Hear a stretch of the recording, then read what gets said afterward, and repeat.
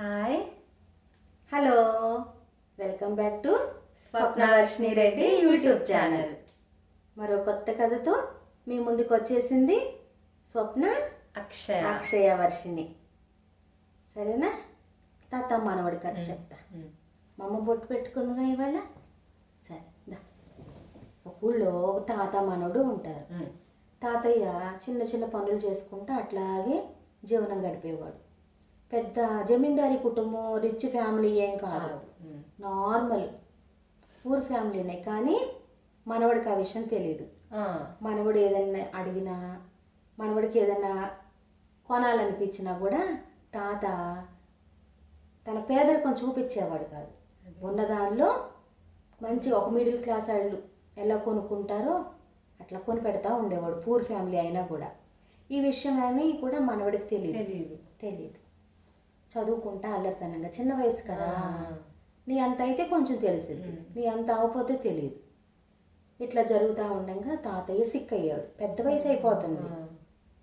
Sick అయిపోయి అరే అబ్బాయి చాలా నీరసంగా ఉంది అని ఒకరోజు ఆగలేక చెప్పేశాడు, అస్సలు బాగాలేదు నాకు అని.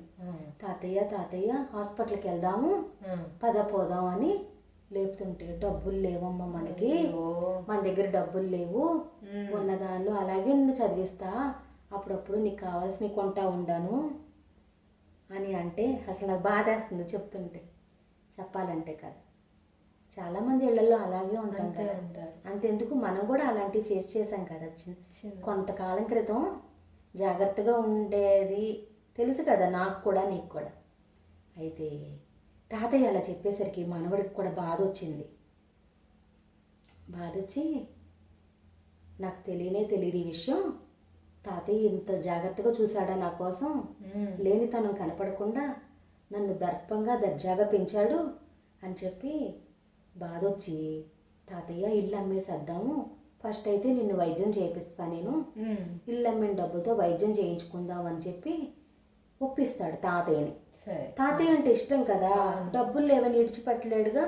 వేరే చోటకైనా అద్దెకెళ్ళొచ్చు, నేనైనా జాబ్ చేస్తా, ఏదో ఒక పని, ఇల్లు అయితే అమ్మేద్దాం, ఫస్ట్ ఆ డబ్బులతో వైద్యానికి వాడాలి అని చెప్పి ఇల్లు ఒప్పుస్తాడు తాతయ్య ఒప్పుకుంటారు. ఇల్లు అమ్మేస్తారు, బేరం అయిపోద్ది, ఇల్లు లేదు. ఒక చిన్న గుడిసెలోకి అద్దెకెళ్ళిపోతారు. చేతిలో డబ్బులు ఉన్నాయి. ఒకరోజు ఉద్యోగం ఎత్తుక్కుంటానికి కొన్ని డబ్బులు అంటకి కొన్ని జేబులు అంటున్నాను. చూసావా? నీకు అర్థమైంది, వాళ్ళకి అర్థం కావాలి కదా, మన ఫ్రెండ్స్కి అర్థం కావద్దు. అమ్మకి బాగాలేదని నీకు తెలుసు, వాళ్ళకి తెలియదు కదా. సరే, తాత మనవడిలాగానే తాతయ్య దగ్గర డబ్బులు లేవని మనవడికి తెలియదు, అట్లాగే నా హెల్త్ బాగాలేదని మన ఫ్రెండ్స్కి తెలియదు కదా, అందుకని అంటున్నా. అయితే తాతయ్య దగ్గర కొన్ని డబ్బులు దాచేసి కొన్ని జేబులో పెట్టుకొని ఉద్యోగం ఎత్తుక్కోవడానికి వెళ్తున్నాడు. దారిలో ఆకలిస్తే తినాలి కదా మరి, అందుకని జేబులో కొన్ని డబ్బులు ఉంచుకొని వెళ్తున్నాడు. అట్లా వెళ్తా ఉండగా ఆ జేబులో కొన్ని లెక్కేసుకొని చూసుకుంటాడు ఆకలేసి. దారిలో పేదరాశి పెద్ద మిళ్ళు ఉంటాయి కదా, పూర్వకాలం హోటల్స్ లాడ్జ్లు ఉండవు అప్పుడు. ఒక పేదరాశి పెద్దమ్మ ఊరు పొలిమేరల్లో ఇల్లు వేసుకొని ఉంటది. అటు ఇటు ఈ ఊరాళ్ళు ఆ ఊరాళ్ళు తిరుగుతా మధ్యలో అది బస చేసే ప్రదేశం. అంతే కాబట్టి సేద తీరే ప్రదేశం, కొంచెం ఆకలి తీరిద్ది, అన్నం పెట్టిద్ది. ఈ రాత్రి కొండ చీకటి పడితే రాత్రి కొండమని తెల్లారి వెళ్ళమంటది. అదే మధ్యాహ్నం పూట వెళ్తే అన్నం తిని సాయంత్రం వెళ్ళండి అని అట్లా చెప్పిద్ది. అయితే తనకి ₹2 ఇవ్వాలి. అట్లా ఆగి పేదరాశి పెద్దమ్మ దగ్గర అన్నం తిని కూర్చుంటాడు వరండాలో, ₹1 ఇచ్చి. పేదరాశి పెద్దమ్మ ఈ రాజ్యంలో కబుర్లేంటి అని వేరే అతను భోజనం చేస్తా పేదరాశి పెద్దమ్మని అడుగుతాడు. ఇప్పుడు సంభాషణ పేదరాశి పెద్దమ్మ ఇంకో భోజనం చేసే అబ్బాయి, మన హీరో మనవడు అన్నం తినేసి కూర్చున్నాడు పక్కన. సంభాషణ వాళ్ళిద్దరిది. ఏం చెప్పనయ్యా మా రాజ్యం సంగతి, మా రాజ్యంలో రాజుగారి కూతురికి పెళ్ళవలేదు, అదే దిగులు పెట్టుకున్నాడు మా రాజుగారు. ఆవిడకి ఒక కళ వచ్చిందంట రాకుమార్తెకి. ఆ రాకుమార్తె కళలో ఒక పాము కనిపించింది. ఆ పాముని కొట్టేశాడు ఒక అబ్బాయి వచ్చి, దాన్ని కాపాడినట్టు కళ వచ్చింది. కాబట్టి అతనే హీరోలాగా తోచి అతన్నే పెళ్లి చేసుకుంటానని కూర్చుంది. ఆ దెబ్బతో సంబంధాలు ఏమి వచ్చినా కూడా కాదంటుంది. రాజుగారు కూడా సంబంధాలు ఎతకట్ల పెళ్లి చేయడానికి అని చెప్పాడు. చెప్పింది పేదరాశి పెద్దమ్మ భోజనం చేసే ఎవరు బాటసారితో చెప్పింది ఆ మాట. సరే, ఈ సంభాషణ ఇలా జరుగుతుంది కదా. అంటే రాకుమార్తె మీద ఒక పాము పడాలి, ఆ పాముని నేను కొట్టేయాలి. పాముని కొట్టేసేస్తే రాకుమార్తె నన్ను ప్రేమించిద్ది, నన్ను పెళ్లి చేసుకుంటుంది హీరోనని, నేను రాజైపోతాను ఆ రాజ్యానికి అని ఊహల్లో విహరించి రోడ్డంటే పోతా ఉండగా ఆమె ఏ గుడికి వెళ్ళిద్దో కనుక్కుంటాడు. సాయంత్రం పూట ఒక గుడికి వెళ్ళిద్ది. అదే గుడో కనుక్కొని ఒక పామును పెట్టుకొని ఆ గుడి దగ్గర ఒక చోట దాక్కొని చూస్తూ ఉంటాడు. పగలంతా చూశాడు, ఏ రాకుమార్తెలాగా బట్టలు వేసుకొని ఎవ్వరూ రాలా, మామూలుగానే ఉన్నారు అందరూ. రాకుమార్తె అంటే పట్టుబట్టలు, మంది మార్బలు, నగ నట్ర అన్నీ వేసుకొని ఏనుగంబారి మీద దిగి గుళ్ళోకి వెళ్ళిద్ది. మరి అట్లా ఎవరు రాలేదు కదా దర్పంగా. అందుకని చెప్పి సాయంత్రం దాకా ఉండి ఇంకా వెళ్ళిపోయే టైంకి ఒక రాకుమార్తె పట్టుబట్టలు వేసుకొని వస్తూ ఉంటుంది గుళ్ళోకి. అప్పుడే గుళ్ళోకి వస్తూ ఉండగా బట్టలను చూసి గుర్తుపడతాడు. సైనికులు ఉంటారు, బట్టలు, అంబారి ఉంది, ఈమె అనుకుంటాడే. ఈమె ఆ రాకుమార్తె అనుకుని పావుని విసిరేస్తాడు. పావుని విసిరేసరికి ఆమె పాము పాము పాము అమ్మో పాము అంట భయం వేసి కేకలు పెట్టిద్ది. ఆ టైంలోనే రక్షించేవాళ్ళలాగా వచ్చేసి ఈ మనవడు పామును పక్కకి వేసేసి కొట్టేయకుండానే పక్కకి వేసేసి హీరోలాగా షో చేసేస్తాడు రాకుమార్తె దగ్గర.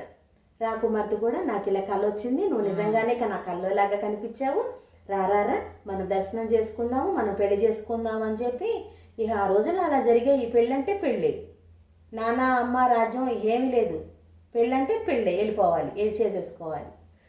అట్లాంటి రోజులు అనమాట. అయితే గుళ్ళోకి వెళ్ళిపోయి దేవుడి మెళ్ళలో మాలివ్వు పంతులు గారిని అడిగి ఒక మందార మాల తీసుకొని రెండు మందార మాలలు ఇవ్వమని, ఒకటి తన చేతిలో ఉంచుకొని ఒకటేమో రక్షించిన వాడు ఉన్నాడు కదా మన హీరో, అతనికి ఇచ్చి తినేసి తల్లి కూడా ఇవ్వమంట. ఇక అయిపోయింది పెళ్ళి, మన ఇంటికి వెళ్ళిపోదాం అని చెప్పంగానే రాజ్యానికి వెళ్ళిపోతున్నాను ఇక అనుకొని మనోడు మళ్ళీ వేరేస్తా ఉంటాడు మొహల్లో. ఏనుగు అంబారి ఈమెది కాదు, సైనిక బట్టలు ఈమెది కాదు, పేదరాశి పెద్దమ్మ ఇంటికి వెళ్ళిద్ది నడుచుకుంటా. ఏంటి నడుచుకుంటా తీసుకెళ్తుంది అంబారి ఎక్కల, బట్టలు రాల, కానీ రాకుమార్తెలాగా బట్టలు వేసుకుంది అని అనుమానంగా ఉంది. కానీ పేదరాశి పెద్దమ్మ కల్లో ఇలా వచ్చింది, ఆ రాకుమార్తెకి పెళ్ళి అవ్వట్లేదని రాజు బాధపడుతున్నాడన్న మాటలు విన్నాడు కదా. పేదరాశి పెద్దమ్మ అబద్ధం చెప్పదు. ఈ అమ్మాయి ఏమో రాకుమార్తెలాగానే ఉంది, కానీ నడిచి తీసుకెళ్తుంది. తీరా నడుచుకుంటా పేదరాశి పెద్దమ్మ ఇంటికే తీసుకొచ్చింది. తాత ఊళ్ళో ఉన్నాడు, మనవుడు రాకుమార్తెను పెళ్లి చేసుకున్నానని ఫీల్ అయిపోయి ఆమె తీసుకెళ్లేది అక్కడికి రాజ్యానికి కాదు, పేదరాశి పెద్దమ్మ ఇంటికి. సరే వెళ్ళంగానే పేదరాశి పెద్దమ్మ దగ్గరికి వెళ్ళి పెద్దమ్మ నేను పెళ్లి చేసుకున్నా అంటది. అమ్మో ఏమంటది మహారాణి యువరాణి, ఆ యువరాణి పెళ్ళైపోయిందా, నాకు తెలియలేదు అని చెప్పి దిష్టి తీసేసి ఆ నీళ్లు చెట్టుకు పోసి బయట పచ్చని చెట్టుకు పోసేసి లోపలికి ఆహ్వానించింది. ఇదేంటి పేదరాశి పెద్దమ్మ, నువ్వు రాకుమార్తె పెళ్ళవట్లేదని చెప్పావు, ఇందాక బాటసారితో పాము కనపరిచింది కల్లో, దాన్ని చంపింది నేనే, మరి రాజు దగ్గరికి తీసుకెళ్ళా నన్ను రాకుమార్తె, మరి నేను రాజ్యానికి రాజుని ఎలా అవుతాను అని అడుగుతాడు. అనేసరికి ఈమె పేరే యువరాణి, నాకు కూతురు వరుస, ఈ ఇంటికి నువ్వే రాజువి, ఇక ఈ పనులన్నీ నువ్వే చూసుకోవాలి, నేను పెద్దదాన్ని అయిపోయాను, రాజు అంటే ఏంటి, ఈ ఇంటికి అంతకి రాజు నువ్వే, నేను పెద్దదాన్ని అయిపోయాను, ఇక భోజనాలు వంటలు బాటసారులకు కావాల్సిన సౌకర్యాలు అన్నీ నువ్వే సమకూర్చి డబ్బులు తీసుకోవాలి, నువ్వే రాజులాగా చూసుకోవాలి. అందుకే నేను అన్నాను తన పేరు యువరాణికి పెళ్ళి అయింది, ఈ ఇంటికి రాజువు నువ్వే అని చెప్పింది తెలివిగా పేదరాశి పెద్దమ్మ. మనవుడు ఆలోచనలో పడ్డాడు, పాజిటివ్గా తీసుకున్నాడు. నిజమే కదా, రాజ్యానికి రాజు అవ్వటమే గొప్ప, రాజు అంటే ఏంటి, దేశాన్ని అంతా కోఆర్డినేట్ చేసుకుంటా సుసంపన్నంగా తీసుకురావాలి రాజ్యాన్ని, అంటే మొత్తాన్ని రాజ్యం అంతా తన బాధ్యతగా చూడాలి. ఆ విధంగానే ఈ పేదరాశి పెద్దమ్మ ఇల్లు కూడా తను బాధ్యతగా నిర్వహించి ఆదాయాన్ని పెంచుకుంటా బాటసారులకి క్వాలిటీ ఫుడ్ని అందిస్తా మంచి ఏమంటారు బోర్డింగ్ పడుకోవటం, ఫుడ్ అండ్ బోర్డింగ్ డబ్బులు తీసుకొని ఇవ్వటం, సౌకర్యాలు కల్పించడం అది బాగా రెస్పాన్సిబుల్ పోస్టే కదా. అంటే ఆలోచన ఆ విధంగా ఉంది ఆ రోజుల్లోనే. 50 సంవత్సరాల నాటి చందమామ కథలోది ఇది. ప్రతి ఇల్లు కూడా మనది, మన రాజ్యం, మన రాజు, నేను రాజుని, మన ప్రజలు సుసంపన్నంగా ముందుకు రావాలి మన ఫ్యామిలీ అనుకుంటేనే ఒక రాజు కూడా రాజ్యాన్ని వెళ్ళినట్టు మన ఇంటిని కూడా మనం రాజ్యంలాగా పాలించాలి. రాజధానిలాగా, మన ఇల్లే రాజధాని, మనమే రాజుని. మన ఇంటికి వచ్చి బాటసారులు పలకరించే వాళ్ళే మన ప్రజలు అనుకోవాలి. మంచి ఆతిథ్యం ఇచ్చాలి, డబ్బు సంపాదించుకోవాలి, అంతే కదా. కథ బాగుందా? ఆ ఇంటికి రాజు ఇప్పుడు మనవడయ్యాడు. తాతయ్యను కూడా తీసుకొస్తాడు. ఈ సొంత ఇల్లే కదా పెదరాశి పెద్దమ్మది. ఆ ఊళ్ళో ఇల్లు పోయింది కదా, ఈ ఇల్లే వాళ్ళ ఇల్లులాగా భావించి కష్టపడి దాన్ని ఇల్లు 3 ఇళ్ళులాగా చేసి పెద్దది విశాలంగా చేసి ఎక్కువ మంది బాటసార్లకు ఆతిథ్యం ఇచ్చేలాగా రిసార్ట్ లాగా తయారు చేస్తాడు. యువరాణి కూడా రాజుని బాగా చూసిద్ది. ఇక ఇతని పేరు రాజే అయిపోయింది. అతని పేరు ఏమో తెలియదు కానీ మనవడు తాత అని చెప్పుకున్నాక ఇక అతని పేరు రాజుగారు అయిపోయారు. రాజుగారి హోటల్, రాజుగారి పెదరాశి పెద్దమ్మాళ్ళ రాజు, ఇట్లాగే యువరాణి రాజు. ఊళ్ళో అంతా ఇదే పెట్టుకున్నారు ఇక పేర్లు. కొన్నాళ్ళకి బోర్డు కూడా అదే పెట్టేశారు, రాజుగారి రిసార్ట్ అని. అట్లా పాజిటివ్గా తీసుకోవాలి. రాజ్యానికి రాజు ఉండాలని కాదు, మన ఇంటికి మనమే రాజులో రాణులో.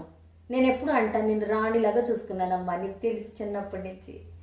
రాణి అంటే రాణినే అవ్వకర్లే, అంతఃపురంలో రాణి అవసరంలా. మనం ఉన్న సౌకర్యాలతో బాగా చూసుకుంటే రాణి హోదా వచ్చినట్టే కదా. కాబట్టి పాజిటివ్గా తీసుకోవాలి, అన్నీ కలిసి వచ్చింది అది కదా. కథ నచ్చిందమ్మా, మా అమ్మకి నచ్చిందంట కథ. కథ బాగుంది. కథ కంచికి మనం ఇంటికి. కథ ఎప్పుడు కంచికి వెళ్ళిపోవాలి, మనం మాత్రమే మన ఇంట్లో ఉండాలి. నచ్చి తల్లి నేను ఉండాలి, బంగారు తల్లి ఇది మా అమ్మ. సరే, ఈ కథ కనుక మీకు నచ్చితే లైక్ చేసి మీ ఫ్రెండ్స్కి షేర్ చేసి మంచి కామెంట్ పెట్టండి ఫ్రెండ్స్. కామెంట్ ఎవ్వరు చేయట్లేదు, నేను వెయిట్ చేస్తున్నా. ప్రతిరోజు పొద్దున్నే కామెంట్స్ ఏమైనా పెట్టారేమోనని చూసుకుంటున్నాను. సరే, please subscribe Swapnavarshini Reddy YouTube channel. Bye.